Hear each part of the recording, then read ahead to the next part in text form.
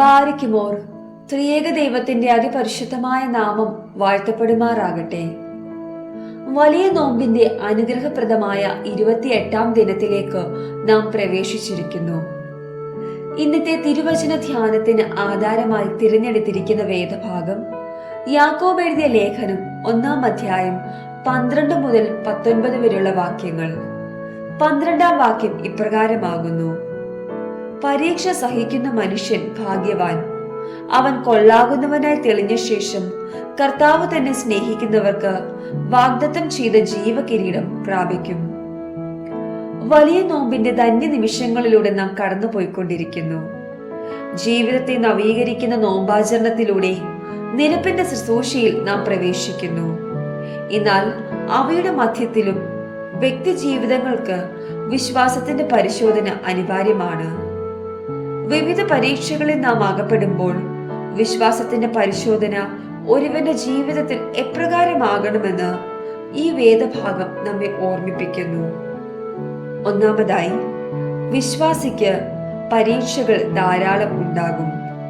പരീക്ഷകൾ നമ്മെ വിജയത്തിലേക്ക് നയിക്കുന്ന സോപാനങ്ങൾ അത്രേ. ജീവിതത്തിന്റെ വളർച്ചയ്ക്ക് ഒന്നിനു പുറകെ ഒന്നായി വരുന്ന പരീക്ഷകൾ അനിവാര്യമാണ്. ഒരു പക്ഷേ അവയിൽ ചിലത് വഹിക്കാനാവാത്തത് എന്ന് തോന്നിക്കുന്ന അഗ്നിപരീക്ഷ ആയിരിക്കും.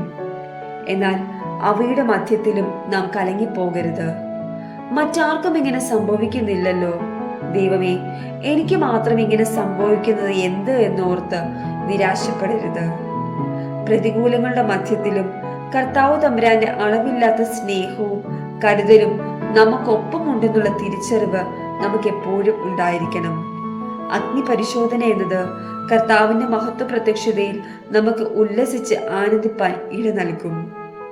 രണ്ടാമതായി, പരീക്ഷ സഹിക്കുന്നത് എന്തിന്?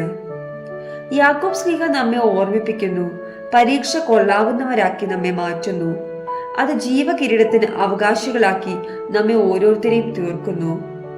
പരീക്ഷകളും തൽഫലമായ കഷ്ടങ്ങളും നമ്മെ തേജസ്സിന്മേൽ തേജസ്സുള്ളവരാക്കുന്നു.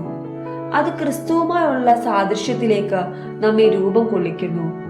പരീക്ഷ നമ്മെ യോഗ്യരാക്കുക മാത്രമല്ല, ക്രിസ്തുവിന് പ്രസാദമുള്ള പ്രവൃത്തികൾ ചെയ്യുവാൻ പ്രാപ്തരാക്കുകയും ചെയ്യുന്നു.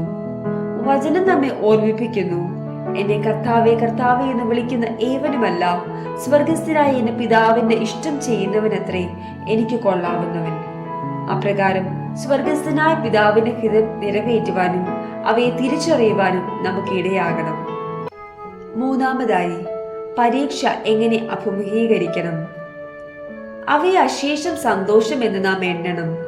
കഷ്ടതയിലും നമ്മോട് കൂടി ഇരിക്കാമെന്ന് പറഞ്ഞ കർത്താവിന്റെ വാഗ്ദാനത്തിൽ നാം ഉറയ്ക്കണം.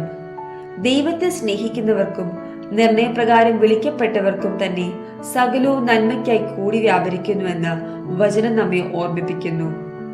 ഏതൊരു വിശ്വാസിയുടെ ഉറപ്പായിരിക്കണം അത്. അപ്പോൾ നിരാശ മാറുകയും ആത്മീക വളർച്ച ലഭിക്കുകയും ചെയ്യുന്നു. കഷ്ടത വിശ്വാസിയെ ആത്മീയ പക്വതയിലേക്ക് നയിക്കുന്ന പരിശീലകനാണ്. അനേകം വിശുദ്ധന്മാരും അവരുടെ അനുഭവങ്ങളും നമുക്കൊരു വെല്ലുവിളിയും മാതൃകയും അനുകരിക്കത്തക്കൊണ്ട് ജീവിതശൈലിയുമാണ്. കർത്താവെ, സുവിശേഷത്തിന് വേണ്ടി കഷ്ടം സഹിക്കുവാനുള്ളൊരു വരമായി ഞങ്ങളുടെ ഓരോരുത്തരുടെ ജീവിതത്തെ അവിടുന്ന് എടുത്ത് ഉപയോഗിക്കണമേ എന്നായിരിക്കണം നമ്മുടെ പ്രാർത്ഥന. അപ്രകാരം ഈ നോമ്പ് കാലത്തെ ജീവിതത്തെ ക്രമീകരിക്കുവാൻ നമുക്ക് ഏവർക്കും ഇടയാകട്ടെ. നമുക്ക് പ്രാർത്ഥിക്കാം. പിതാവേ, ഞങ്ങളുടെ പരീക്ഷകളിൽ ഞങ്ങൾക്ക് ബലം പകരണമേ. സമർപ്പണ ഹൃദയത്തോട് നിന്നെ ജീവിപ്പാൻ ഏഴകളും പാവികളുമാണെന്ന് ഞങ്ങളെ ഇടയാക്കണമേ. ആമേൻ.